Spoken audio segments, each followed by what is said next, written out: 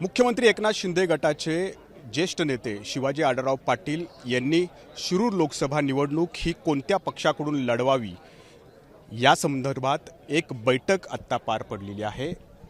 शिवाजी आढळराव सुद्धा इथं आहेत आणि त्यांचे सगळे समर्थक या ठिकाणी आहेत आणि आढळराव पाटलांनी या समर्थकांसोबत या ठिकाणी महत्त्वाची चर्चा केलेली आहे आणि त्यांनी जी परिस्थिती निर्माण झाली आहे त्या अनुषंगाने कुठून लढावं याबाबत चर्चा केलेली आहे। तर आत्ता आपल्यासोबत इथले पदाधिकारी आहेत, त्यांच्याशी आपण बोलूयात। काय ठरलं आता शेवटी मग दादांनी कुठून लढायला पाहिजे? दादांनी शिरूरमधूनच लढायला पाहिजे आणि दादांशिवाय पर्याय नाही। चिन्ह कुठलं? दादा म्हणतील ते चिन्ह आणि मुख्यमंत्री साहेब म्हणतील ते चिन्ह। तुम्ही कुठल्या चिन्हाचा प्रचार करताय सध्या? आम्ही महायुतीचा प्रचार करतोय। नरेंद्र मोदी साहेबांचा ज्यावेळेस अबकी बार 400 पार तो नारा पार करायचा आहे। पण आता अजित पवारांनी तर दावा केलाय की आम्ही हा मतदारसंघ सोडणार नाही, मग आता दादांचं काय? नाही, अजित पवार साहेबांनी दावा केलेला आहे, परंतु हा पारंपरिक पद्धतीने पाहिला तर गेली 3 बरोबर आहे, पारंपरिक बरोबर आहे, सगळं बरोबर आहे, परंतु आता परिस्थिती बदलत गेलेली आहे, सगळी परिस्थिती बदलतीये। आता अजित पवारांची ताकद इथं जास्त आहे, कागदावर का होईना जास्त आहे। आता ते दावा करतायत, स्वतः आढळराव पाटलांनी सांगितलं की मुख्यमंत्री सुद्धा म्हणतायत की त्यांची ताकद जास्त आहे। तर आता त्यांच्याकडे गेलं तर दादांनी काय करावं? नाही, अजून काय जागावाटप झालेली नाहीये आणि त्यामुळे हा मतदारसंघ शिवसेनेकडेच राहील आणि दादा शिवसेनेच्या चिन्हावरच लढतील। आता मग घड्याळाच्या चिन्हावर लढावं का दादांनी?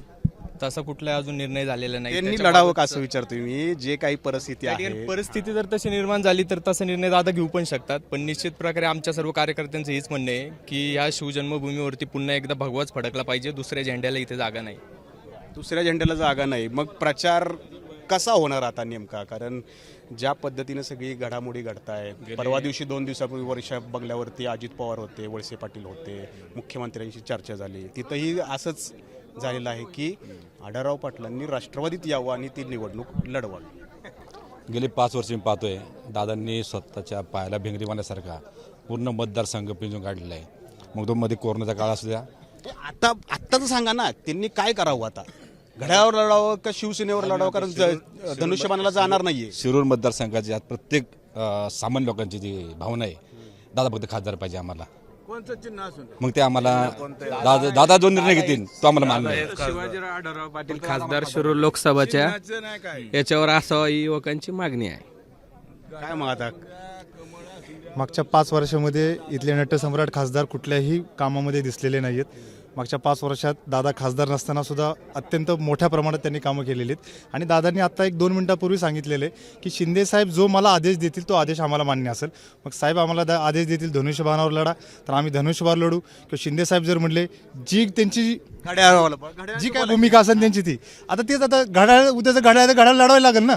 5 वर्षाचं काम तर वाया नाही गेलं पाहिजे, नाहीतर उगाच नसताना आमच्यासारख्या शिरूर लोकसभेमधल्या सर्वसामान्य नागरिकांचे हाल होतात। परत आम्हाला सेटवरचा खासदार नको, आम्हाला रस्त्यावरचा खासदार पाहिजे। तुम्ही प्रचार करणार म्हणजे ते घड्याळावरती उभे राहिले? दादा म्हणतील ते पूर्व दिशा, दादा बांधतील ते तोरण आमच्या हातात असेल। पण घड्याळावरती मागचे जे खासदार होते ते घड्याळाचेच होते, आता पुढचा पण खासदार घड्याळाचाच असेल? हे बघा, आता जे खासदार असतील ते शिवाजीदादा आढळराव पाटील असतील।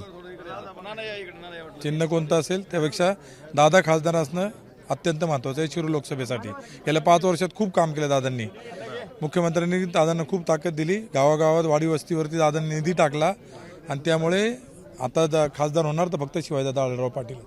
बाबा काय तुम्हाला काय वाटलं, तुम्ही काय म्हटले त्यांना? आमची एकच इच्छा आहे की दादा परत खासदार व्हावे। बरोबर, खासदार व्हावे, बरोबर आहे की, पण आता ते धनुष्यबाण असावं का घड्याळ असावं? धनुष्यबाणच असावा आणि घड्याळ जर असेल तर ते पुढचा निर्णय मुख्यमंत्री साहेब महायुतीत राष्ट्रवादीला जाते अजित पवारांकडे, ते आता वरचे लोक हे घेतील, पण आमची सगळ्यांची तर इच्छा आहे की आढळराव खासदार व्हावे। म्हणजे निवडणूक लढण्यासाठी आपले शिवाजीदादा राष्ट्रवादीत गेले तरी काय हरकत नाही? काय हरकत नाही, फक्त शिवाजी दादा पाहिजे आम्हाला। सामान्यातला माणूस शिवाजी आढळराव पाटील, 15 वर्षाचा परिघ अनुभव आणि आत्ताच्या लोकसभा मतदारसंघाचा विचार करता शिवाजी आढळराव पाटील हा घड्याळातले काटे बाणाचे पाहिजेत आता। बस बस बरोबर आहे, घड्याळात पाहिजे काटे बाणाचे पाहिजे, घड्याळातले काटे बाणाचे पाहिजे बस। आमचा पक्ष शिवाजीराव आढळराव पाटील, आमचा पक्ष शिवाजीराव आढळराव पाटील ते जे ठरवतील ते धोरण आणि ते बांधतील तेच तोरण. शिरूर बोलले आजपर्यंत हे म्हणायचे हे वाक्य. लोकसभेला एकच नाव शिवाजीराव आढळराव. जय महाराष्ट्र. तर आपण बघतोय की कार्यकर्त्यांमध्ये सुद्धा संभ्रम निर्माण झालेला आहे, कारण ज्या काही घडामोडी या ठिकाणी घडत आहेत त्या अनुषंगाने दिसतंय तर असंच की शिवाजीराव आढळराव पाटील हे राष्ट्रवादीत म्हणजे अजित पवारांच्या राष्ट्रवादीत प्रवेश करतील आणि घड्याळाच्या चिन्हावरती या ठिकाणी ते निवडणूक लढतील. फक्त कार्यकर्त्यांचं म्हणणं आहे की घड्याळातले काटे हे धनुष्यबाणाचे असावेत. कॅमेरामन विजयरावसह नाजिम मुल्ला, एबीपी माझा, मंचर, पुणे. एबीपी माझा, उघडा डोळे बघा नीट.